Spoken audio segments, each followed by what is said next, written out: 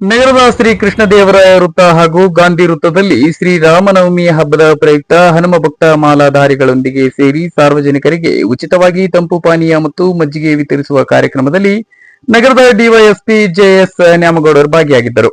ನಂತರ ಮಾತನಾಡಿದ ಅವರು, ಶ್ರೀರಾಮ ಶಾಂತಿಪ್ರಿಯ ಹಾಗೂ ಲೋಕಪ್ರಿಯ ಎಂದು ಜನರಿಗೆ ಧರ್ಮ ಶಾಸ್ತ್ರದ ಮೂಲಕ ಹೇಗೆ ಬದುಕಬೇಕೆಂದು ಹೇಳಿಕೊಟ್ಟವರು ಎಂದು ತಿಳಿಸಿದರು.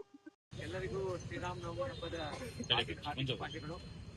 ಶ್ರೀರಾಮನ ಭಕ್ತರ ಜನ್ಮಭೂಮಿಯಾದ ಅಂಜನಾದ್ರಿಯ ಗಂಗಾವತಿಯಲ್ಲಿ ಇಂದು ಎಲ್ಲ ಶ್ರೀರಾಮನ ಭಕ್ತರು ಹಾಗೂ ಗಂಗಾವತಿಯ ಸಮಸ್ತ ನಾಗರಿಕರು ಇಂದು ಶ್ರೀರಾಮ ಜಯಂತಿಯ ಹಬ್ಬದ ಪ್ರಯುಕ್ತ ಒಳ್ಳೆಯ ಕೆಲಸವನ್ನು ಮಾಡ್ತಾ ಇದ್ದಾರೆ.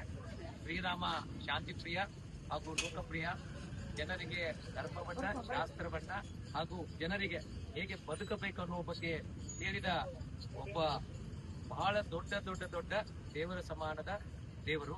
ಅದಕ್ಕಾಗಿ ಅವರ ಒಂದು ಹಬ್ಬವನ್ನ ಈ ರೀತಿಯಾಗಿ ಎಲ್ಲ ಶ್ರೀರಾಮನ ಭಕ್ತರು ಮಾಡ್ತಾ ಇದ್ದಾರೆ. ನಾನು ಕೂಡ ಶ್ರೀರಾಮನ ಭಕ್ತನಂತಂದ್ರೆ ತಪ್ಪಾಗಕ್ಕಿಲ್ಲ. ನಾನು ಕೂಡ ಹಿಂದೂ ಧರ್ಮದಲ್ಲಿ ಹುಟ್ಟಿದ್ದು ನನಗೂ ಸ್ವಲ್ಪ ಒಳ್ಳೆಯ ಕೆಲಸವನ್ನು ಮಾಡ್ಲಿಕ್ಕೆ ಅಂಜನಾದ್ರಿಯ ಭಕ್ತನ ಜೈ ಶ್ರೀರಾಮ್, ಜೈ ಶ್ರೀರಾಮ್, ಜೈ ಶ್ರೀರಾಮ್, ಜೈ ಶ್ರೀರಾಮ್, ಜೈ ಶ್ರೀರಾಮ್.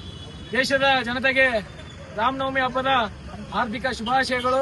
ಇವತ್ತು ಹನುಮ ಹುಟ್ಟಿದ ನಾಡು ಗಂಗಾವತಿಯಲ್ಲಿ ಇವತ್ತು ಹನುಮ ಮಾಲಾಧಾರಿಗಳು ಸೇವಾ ಕಾರ್ಯವನ್ನು ಹಮ್ಮಿಕೊಂಡಿದ್ದು, ಗಂಗಾವತಿ ನಗರದ ಬಸ್ ಸ್ಟ್ಯಾಂಡ್ ನಗರದಲ್ಲಿ ಪಾನಕ ಮತ್ತು ಗಂಗಾವತಿ ನಗರದ ಗಾಂಧಿ ಚೌಕ್ನಲ್ಲಿ ಮಜ್ಜಿಗೆ ವಿತರಣೆ ಮತ್ತು ಕೋಸಂಬರಿ ವಿತರಣೆ ಮಾಡುವ ಮೂಲಕ ರಾಮನವಮಿಯನ್ನು ವಿಶಿಷ್ಟ ರೀತಿಯಲ್ಲಿ ಆಚರಣೆ ಮಾಡಲಾಯಿತು.